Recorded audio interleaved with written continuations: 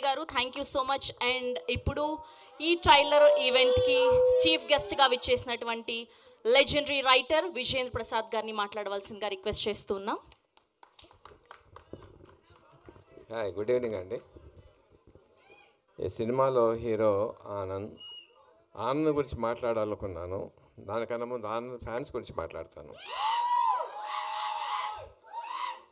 Power star Pawan Kalyan ఫ్యాన్స్లో ఏ జోష్ ఉందో ఆ జోష్ మీలో కనిపించింది. Keep it up sir. Rajesh గారు, I owe a sincere apology to Rajesh గారు. ఇన్సిడెంటల్లీ 3 రోజుల క్రితం నేను బేబీ సినిమా చూశానండి. దాంట్లో ఈ అద్భుతమైనటువంటి the performances of Anand costar, I was మెస్పరైజ్.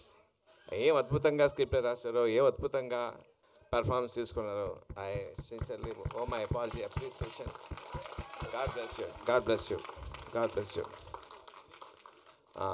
Uday నా దగ్గర పనిచేశాడండి. I know his talent. మంచి కామెడీ టైం ఉంది, సిన్సియారిటీ ఉంది, ఇంటెగ్రిటీ ఉంది, ఆనెస్టీ ఉంది. I'm sure this going to be big hit.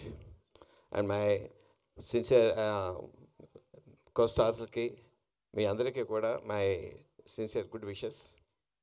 ఈ సినిమా గమ్ గమ్ గణేష్ టైటిల్ కదా. ఇప్పుడు ఎలక్షన్స్లో తెలంగాణలో 72% వచ్చింది, ఆంధ్రలో 81% వచ్చింది. ఈ సినిమా బయట 100% వ్యూయింగ్ రావాలి.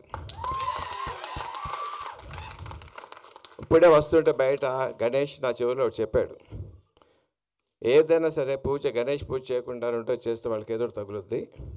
యూత్ ఎవడన్నా సరే ఈ సినిమా చూడకుండా ఏ అమ్మాయి కన్నా ప్రపోజ్ చేస్తే వాళ్ళు అప్ప పగులుద్ది. All the best.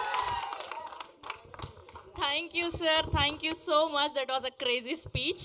అండ్ ఇప్పుడు our cult blockbuster director 100 కోట్ల